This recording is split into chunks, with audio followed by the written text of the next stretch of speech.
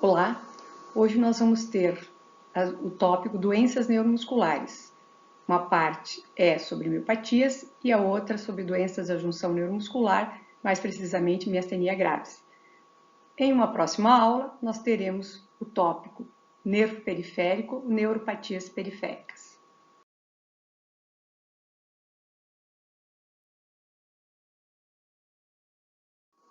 No diagnóstico diferencial da fraqueza muscular, nós temos as doenças que acometem o sistema nervoso central, isso é, as doenças do neurônio motor superior, e o acometimento do sistema nervoso periférico, que são as doenças do corno anterior da medula, nervo periférico, junção neuromuscular e, mais propriamente, as miopatias, que são as doenças do músculo. Nas duas aulas de hoje, que foram divididas, uma vai ser sobre miopatias e a outra sobre doença da junção neuromuscular, miastenia graves. Numa próxima aula, o tema vai ser sobre polineuropatia. No slide atual, nós vemos a prevalência dos tipos de doença neuromuscular. Então, as duas primeiras, distrofia muscular de Duchenne e distrofia miotônica, são miopatias. A esclerose lateral amiotrófica e a atrofia muscular espinhal são doenças do neurônio motor inferior. A síndrome de Guillain-Barré e a neuropatia hereditária de Charcot-Marie-Tooth são neuropatias periféricas. E a última, uma doença da junção neuromuscular, a miastenia graves. As miopatias. As miopatias são doenças que comprometem a estrutura da fibra muscular, os canais e o metabolismo das fibras musculares. Elas podem ser hereditárias, como as distrofias musculares, miotonias, canelopatias, miopatias congênitas, metabólicas, mitocondriais, assim como adquiridas, as miopatias inflamatórias, endócrinas, associadas às doenças sistêmicas, as miopatias tóxicas por drogas. De relevante nas miopatias, nós temos para o diagnóstico os aspectos clínicos, sinais e sintomas e a investigação, desde investigação laboratorial, neurofisiológica, biópsia muscular e testes genéticos. Quanto aos aspectos clínicos das miopatias, os sintomas, o principal sintoma é a fraqueza muscular, mas podem ter outros sintomas associados, como a gente vai conversar no próximo slide. A evolução, o início, ela pode ser no nascimento, então elas são chamadas geralmente de miopatias congênitas. No jovem, as distrofias musculares. No adulto, as miopatias, alguns tipos de miopatias inflamatórias, por exemplo. E ela pode ter uma forma aguda, né? Uma miopatia metabólica, um quadro agudo, um quadro subagudo ou até um quadro crônico, como são as distrofias musculares. A história familiar, então, é importantíssimo questionar sobre a história familiar como diagnóstico diferencial. Doença autossômica dominante, recessiva, ligada ao X. Quanto aos fatores desencadeantes? Uma das coisas importantes também questionar o paciente é sobre exercício. O exercício, a intolerância ao exercício como uma característica das miopatias. E também a presença de alterações da percussão. Uma das características, por exemplo, de uma miopatia, que é a distrofia miotônica, você faz a percussão, depois eu vou mostrar, no oponente do polegar, na região ternar ali da mão, e o paciente faz uma contração, que é uma contração sustentada, chamado fenômeno miotônico. Tem também sintomas, os sinais sistêmicos, principalmente alterações, por exemplo, em pele, na dermatomiosite, e a distribuição da fraqueza, como falei para vocês, ela é predominantemente proximal, raramente é distal e pode também ter uma forma generalizada. Quanto à avaliação clínica, os sintomas e sinais, então, são chamados de negativo, fraqueza, fadiga, intolerância ao exercício e atrofia muscular. E os positivos é dor muscular, cãibras, contraturas, rigidez, a presença de mioglobinuria, né, que deve ser questionada para o paciente, hipertrofia muscular, grande parte é pseudohipertrofia da musculatura, e a miotonia, que eu já conversei aí no slide. No exame clínico das miopatias, o exame clínico é de importância desde a face, o tipo de faces, aquelas faces características, com face chamado face miopática, o exame de trofismo, de tônus, de força muscular, de reflexos, de marcha, são de grande importância na avaliação dos pacientes com miopatia. No próximo slide eu vou mostrar um dos tipos de miopatias que tem uma face bem característica. Importante também o tipo de face, então na apresentação clínica, o paciente com uma distrofia miotônica, que é uma doença muscular, né, que é caracterizado pelo aquele fenômeno miotônico, que parece uma contração na mão ou na língua e tem dificuldade para relaxamento dessa musculatura, é uma doença autossômica dominante, e as características principais desse tipo de face, eles chamam de face do machadinho, se vê assim, é uma doença multissistêmica, autossômica dominante, com calvície, catarata, diabetes e diminuição dos níveis hormonais masculinos. Principalmente aqui, lembrando aqui, então, no sexo masculino, a presença dessa calvície, a diminuição dos sulcos aqui na face, mostrando então as características aqui de uma face de um paciente com distrofia miotônica. Lembrando, principalmente, a perda de força muscular, que se caracteriza nas doenças musculares e principalmente na miopatia também, lembrando da escala da força para a graduação de 0, ausência de resposta, até uma força de grau 5, que é uma força normal. Quanto ao trofismo, a característica principal das miopatias é de ter uma atrofia da musculatura proximal. Aqui nós podemos ver uma atrofia da musculatura de bíceps e tríceps, uma atrofia proximal. Tanto em membros superiores, ela pode ser característica, quanto em membros inferiores. Aqui nós mostramos então uma atrofia da musculatura proximal e uma pseudohipertrofia da musculatura aqui de panturrilhas, que é uma das características também das miopatias. Fraqueza muscular então proximal, né, de predomínio proximal nas miopatias. Aqui uma mãe com uma escápula alada, bem definida pela fraqueza muscular, e a criança, filha dessa senhora, já apresentando também umas pequenas alterações aí. Então, na avaliação dos pacientes com fraqueza muscular em membros inferiores, nós utilizamos muito a manobra chamada manobra de Gauss. Ela vai demonstrar uma fraqueza, principalmente quando o paciente se eleva do chão, e essa fraqueza demonstra uma fraqueza muscular em membros inferiores. Ela pode ou não ser encontrada nas miopatias, sendo uma das características, mas ela não é específica para miopatias. Basta o paciente ter uma dificuldade em membros inferiores, uma fraqueza muscular de caráter proximal.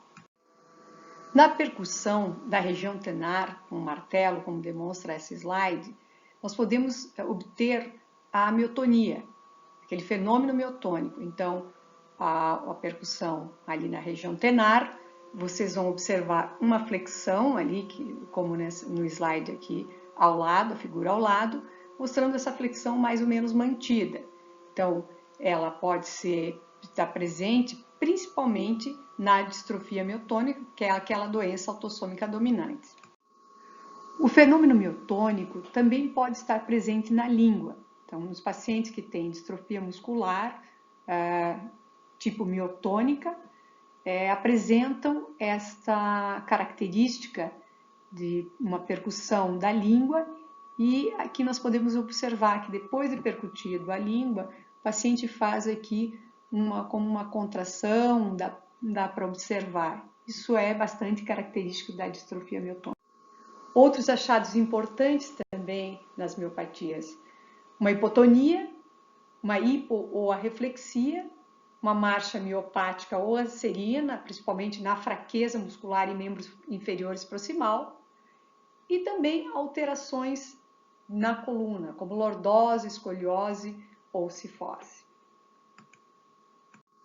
Alterações sistêmicas também podem estar presentes, por exemplo, aqui um paciente com dermatomiosite que apresenta alterações de pele, sinal de Gottron e o heliótropo.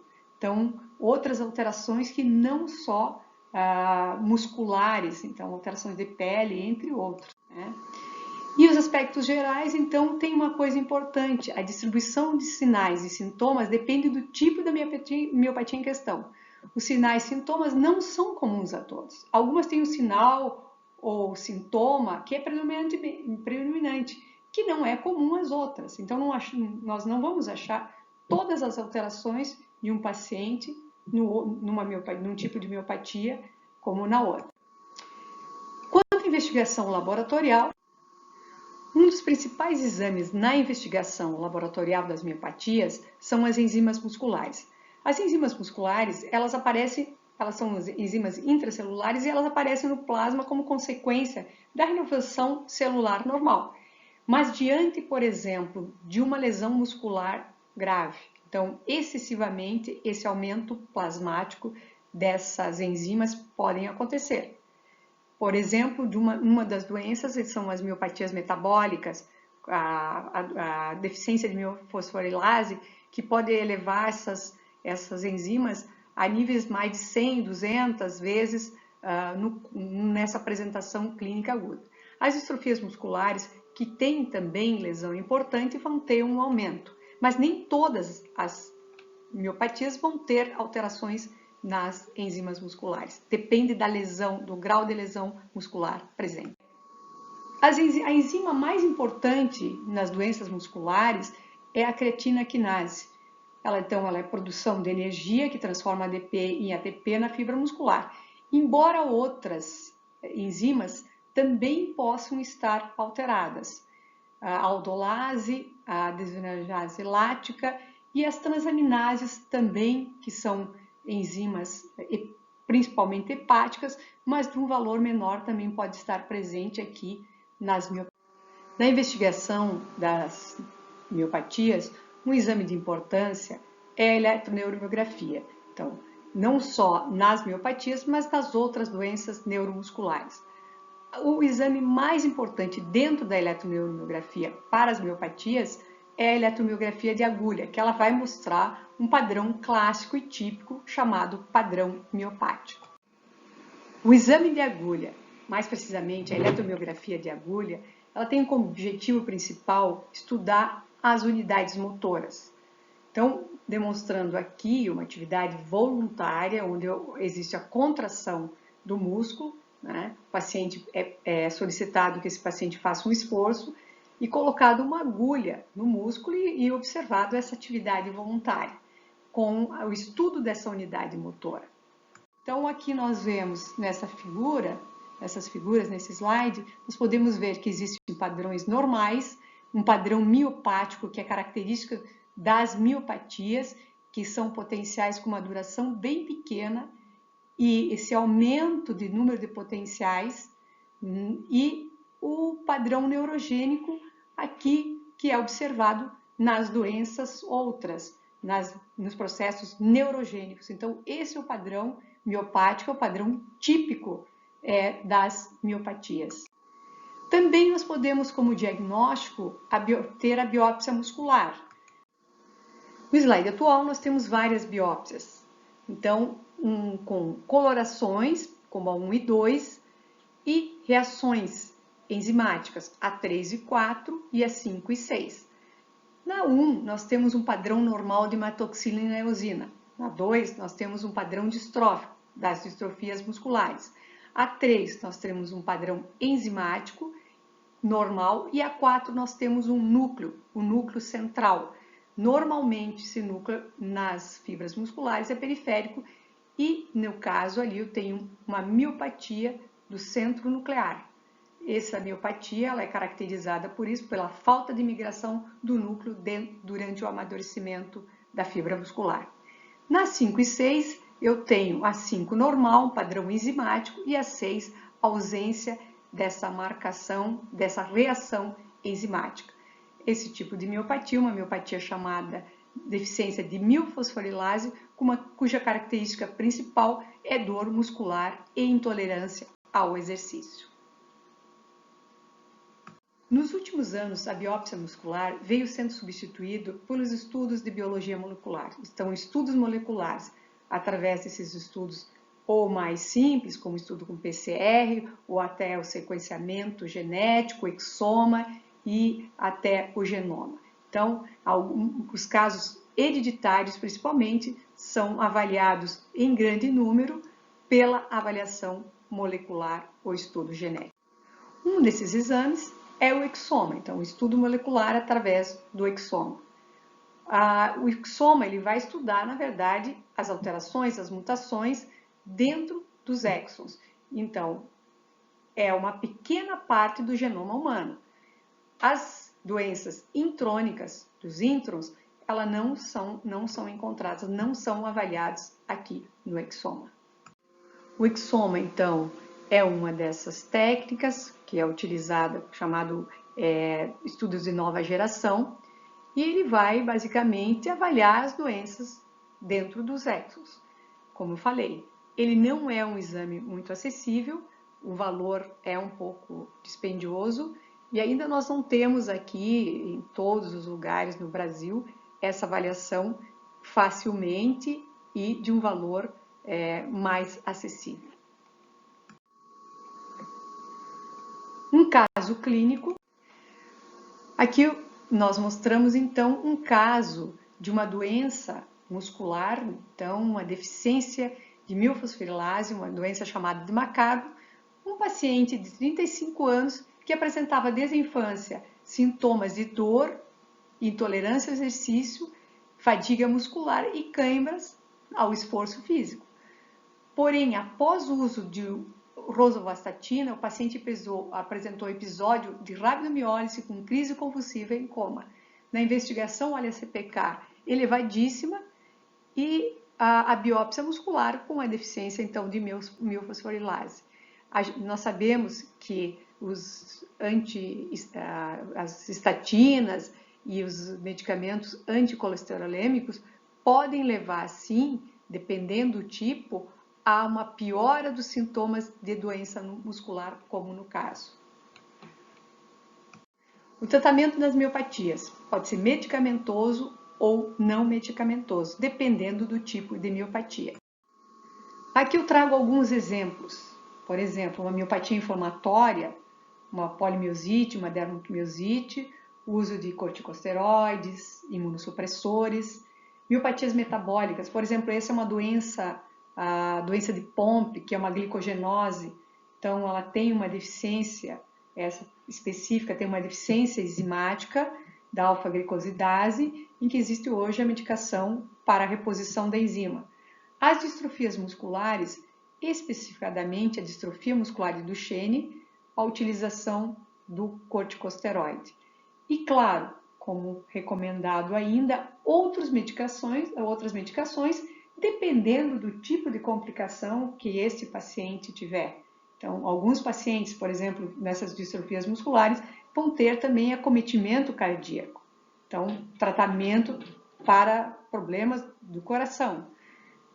Tratamento para cirúrgico, no caso de alterações, por exemplo, articulares, então tratamento cirúrgico, alguma necessidade para retração de tendão, por exemplo, ou de coluna. Então, cada caso vai ter uma especificação para o paciente em questão, o tipo de doença e de complicação que esse paciente tiver.